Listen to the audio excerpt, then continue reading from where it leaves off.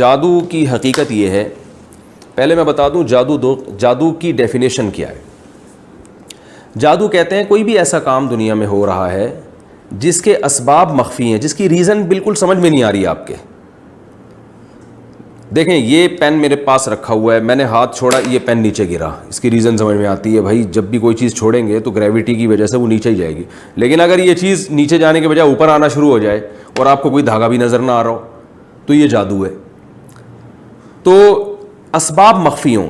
اب یہ جب چیز اوپر جانا شروع ہوگی، میں تو چونکہ جادوگر نہیں ہوں اس لیے اوپر میں ہاتھ سے لے کے جا رہا ہوں، اگر یہ خود بخود جانا شروع ہو جائے تو اس کے اسباب مخفی ہیں، یعنی اس کی کوئی لاجک ہوتی ہے لیکن وہ لاجک سامنے والے کو سمجھ میں نہیں آ رہی ہوتی ہے، جو کر رہا ہوتا ہے اس کو پتہ ہوتا ہے۔ وہ لاجک کیا ہوتی ہے کہ ایسا باریک سا دھاگا لگا ہوا ہے جو پبلک کو نظر نہیں آ رہا، یا اس میں کوئی میگنیٹ لگا ہوا ہے اور اوپر بھی میگنیٹ ہے، اور یہاں کوئی ایسا بٹن ہے کہ جب میں وہ بٹن دباتا ہوں اوپر سے پردہ ہٹتا ہے اور میگنیٹ اس کو کھینچنا شروع کر دیتا ہے۔ وہ ایسی شعبدے بازیاں ہوتی ہیں کہ لاجک ہوتی ہے لیکن وہ سامنے والوں کو نظر نہیں آ رہی ہوتی، تو اس عمل کو جادو کہا جاتا ہے، ٹھیک ہے نا۔ یاد رکھیں کوئی کام بغیر لاجک کے اس دنیا میں نہیں ہوتا، لاجک کے بغیر، سبب کے بغیر کام کرنے کی قدرت صرف اللہ کو ہے۔ اللہ وہ ذات ہے جو کچھ کرنے میں اسباب کا محتاج نہیں ہے۔ آدم علیہ السلام کو مٹی کا پتلا بنایا اور کن بولا ہو جا تو وہ انسان بن گئے، مرد بن گئے، پھر ان کی پسلی سے عورت کو پیدا کر دیا۔ تو اللہ ہے جو جیسے بغیر باپ کے اللہ نے عیسیٰ علیہ السلام کو پیدا کر دیا، تو اللہ جو بھی کرے گا اس کی ضروری نہیں کوئی لاجک ہو، جیسے اس نے آدم سے اس کائنات کو بنا دیا، پھر اس کو لاجک کے تحت لے آیا، لیکن جب پہلی دفعہ بنایا تو اس کی کوئی لاجک نہیں تھی، ویسے ہی بس کن کہا ہو جا اور وہ ہو گئی۔ تو اللہ تعالیٰ اسباب کے تحت بھی کام کرتے ہیں اور اسباب سے ہٹ کے بھی کام کرتے ہیں، لیکن انسان یا کوئی بھی مخلوق اللہ کے سوا وہ کوئی بھی کام کرے گی تو اس کی کوئی لاجک ہوگی، اس کی کوئی ریزن ہوگی، تو وہ ریزن کبھی سمجھ میں آ رہی ہوتی ہے، جیسے میں نے کہا کہ میں نے یہ پھینکا یہ نیچے چلا گیا، یہ ریزن سمجھ میں آ رہی ہے، اور کبھی وہ ریزن دکھائی نہیں دے رہی ہوتی، وہ دکھائی نہیں دے رہی ہوتی، جیسے میں نے بتایا یہ پین اگر خود بخود اوپر جانا شروع ہو جائے تو یاد رکھیں یہ خود بخود نہیں جائے گا اوپر، اس میں کچھ ایسے دھاگے لگے ہوئے ہوں گے یا کچھ ایسا میگنیٹ ہوگا یا کوئی ایسا کام ہوگا کہ وہ آپ بیوقوف بن رہے ہوگے لیکن وہ پس پردہ ہو رہا ہوتا ہے۔ تو اس کو یہ ہے جادو کی ڈیفینیشن کہ کوئی بھی ایسا کام جس کا سبب مخفی ہو، چھپا ہوا ہو، ہمیں نظر نہ آ رہا ہو، اس عمل کو جادو کہا جاتا ہے۔ اس کی پھر دو قسمیں ہیں۔ ایک قسم وہ ہے کہ جو خفیہ تدبیریں استعمال کر کے شعبدے بازی جسے کہا جاتا ہے، جیسے میں نے بتایا چپ ایسا دھاگا لگا دوں ٹرانسپیرنٹ وہ نظر ہی نہ آ رہا ہو آپ کو، اور یہ اوپر جا رہا ہو، بندہ اوپر بٹھایا ہوا اس کو کھینچ رہا ہو، تو آپ تو سمجھیں گے خود بخود جا رہا ہے، حالانکہ وہ اوپر کوئی بندہ بیٹھا ہوا ہے۔ جیسے میجک شو جتنے بھی آتے ہیں، وہ جی آستین سے کبوتر نکال دیا اس نے، اور وہ انڈا یوں کیا تو انڈے کو یوں کیا تو انڈے سے بچہ نکل آیا، وہ ہوتی ٹرک ہے، وہ اسباب ہوتے ہیں، وہ بڑی زبردست ٹرک ہوتی ہے ان کی، وہ سیکھنے سے سکھا بھی دیتے ہیں۔ اور جیسے آپ نے دیکھا ہوگا وہ دو ٹکڑے کر دیے دھڑ کے، وہ اصل میں ٹانگیں فولڈ کی ہوئی ہوتی ہیں، ہمیں لگ رہا ہوتا ہے کہ یہ ٹانگیں الگ ہو رہی ہیں، وہ الگ الگ نہیں ہو رہی ہوتی۔ تو اس طرح کے دھوکے، یا ممتاز بیگم آپ نے چڑیا گھر میں دیکھی ہوگی، لومڑی ہے، اوپر سر اس کا عورت کا ہے، پیچھے پوری لومڑی ہے، وہ اصل میں لومڑی نہیں ہے، وہ کوئی خاتون ہی نیچے ہوتی ہیں، وہ پیچھے لومڑی کا دھڑ لگایا ہوا ہوتا ہے۔ تو ایسی شعبدے بازیاں، یہ بھی جادو ہے۔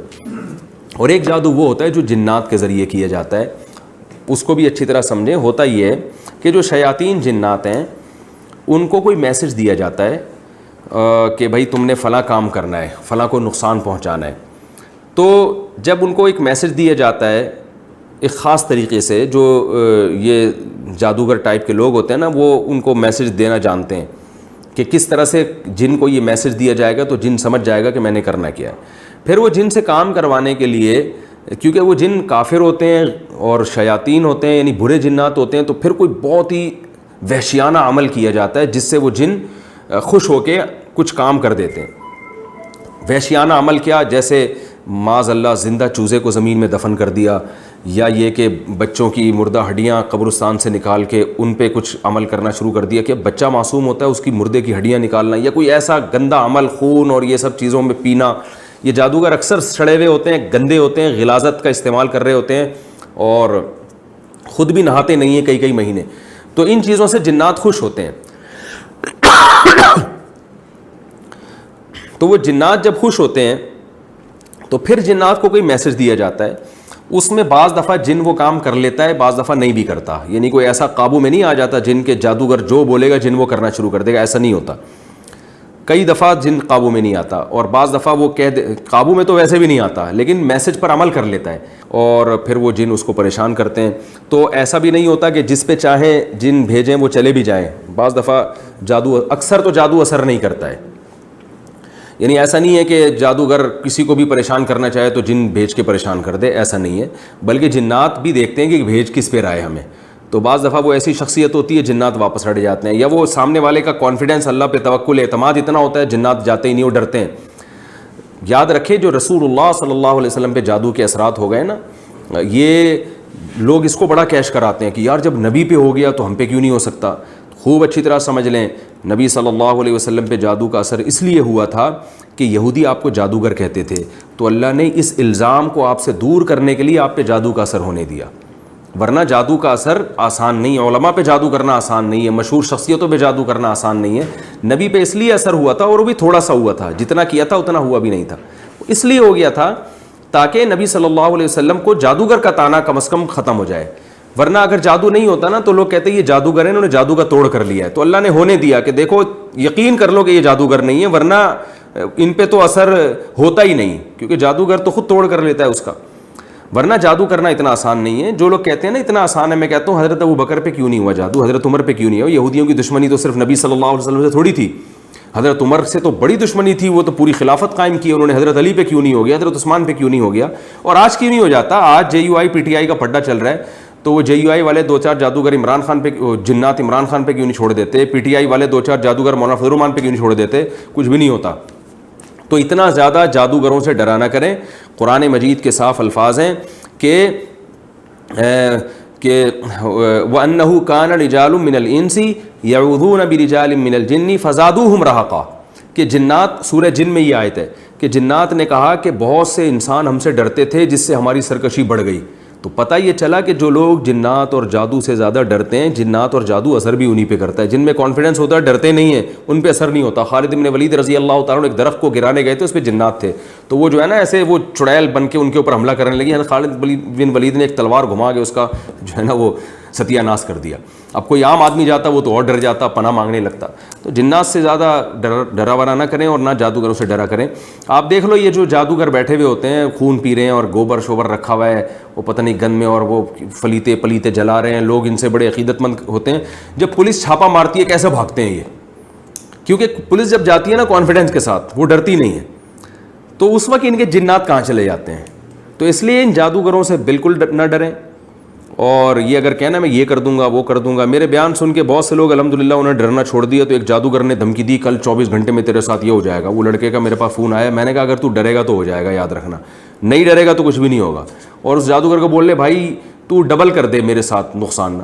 تو یہی ہوا، 24 گھنٹے گزر گئے، کچھ بھی نہیں ہوا. تو یہ جادوگر لوگوں کو زیادہ فری نہ کرایا کریں. لیکن بہرحال جو اس طرح کے لوگ ہوتے ہیں ان پہ جادو اثر کرتا ہے، جو ان چیزوں پہ زیادہ یقین کرتے ہیں. اور احتیاط کا تقاضا بہرحال یہی ہے کہ رقیہ شرعیہ کا اہتمام کیا جائے تاکہ یہ اثر بھی، اگر اس کا امکان بھی ختم ہو جائے. اور وہی رقیہ ہے جو نبی صلی اللہ علیہ وسلم نے بتایا. سورہ فلق، سورہ ناس رات کو اپنے اوپر پڑھ کے دم کرنا چاہیے، اپنے بچوں پہ دم کرنا چاہیے. اسی طرح دعا سکھائی ہے نبی صلی اللہ علیہ وسلم نے، اعوذ بکلمات اللہ تامہ من کل شیطان وہامہ ومن کل عین لامہ. اس دعا کو پڑھ کے اپنے اوپر بھی دم کرنا چاہیے، بچوں پہ بھی. رات کو آیت الکرسی پڑھنی چاہیے سونے سے پہلے. تو یہ چیزوں کا اہتمام کریں گے انشاءاللہ اثر نہیں ہوگا. تو یہ میں نے 2 قسمیں آپ کو بتائی ہیں جادو کی، ایک جنات کے ذریعے اور ایک جو شعبدے بازی ہے. اور یہ بات خوب اچھی طرح سمجھ لیں، علماء نے یہ بات لکھی ہے، میں نے حوالوں کے ساتھ یہ بات کی ہے. بعض دفعہ یہ جو شعبدے بازی ہے، مسمرزم کیا جاتا ہے، بعض دفعہ آپ کے دماغ کو پڑھا جاتا ہے. تو وہ بھی کیا کرتے ہیں، یہ بھی جادو کی ایک قسم ہے کہ اسباب مخفی ہوتے ہیں لیکن کچھ کام ایسا ہو رہا ہے جس پہ آپ حیران ہوتے ہیں. بعض دفعہ یہ کیا جاتا ہے، آپ کو خاص عمل دیا جاتا ہے، آپ اس عمل میں مشغول ہوتے ہیں آپ کی سوچ مرتکز ہو جاتی ہے. تو اس سے جس نے آپ کو وہ عمل دیا ہے نا، وہ آپ کے دماغ پہ اثر ڈال دیتا ہے. پھر